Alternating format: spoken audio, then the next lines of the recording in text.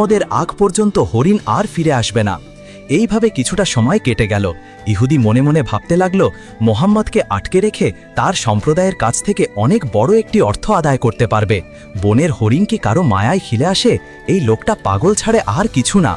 এভাবে আরও কিছুটা সময় অতিবাহিত হওয়ার পর ইহুদি লোকটি দেখল বনের ভিতর থেকে সেই হরিণটি ফিরে আসছে, তার সাথে তার সন্তানরাও ফিরে এসেছে।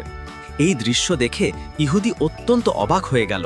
তখন বিশ্বনবী হজরত মুহাম্মদ মুস্তাফা সাল্লাল্লাহু আলাইহি ওয়াসাল্লাম হরিণকে জিজ্ঞেস করলেন, ওহে হরিণ, তোমার সন্তানদেরকে কেন নিয়ে আসছো? কথা তো ছিল তুমি একাই ফিরে আসবে। তখন হরিণ বলল, ইয়া রাসূলাল্লাহ, আমি যখন আমার সন্তানদের কাছে ফিরে গিয়ে বললাম মায়ার নবী হজরত মোহাম্মদ মুস্তাফা সাল্লাল্লাহু আলাইহি ওয়াসাল্লামকে বেঁধে রেখে তাকে জিম্মিদার রেখে আমাকে তোমাদের কাছে জীবনের শেষবারের মতো দেখা করার জন্য পাঠিয়েছে এবং জীবনের শেষবারের মতো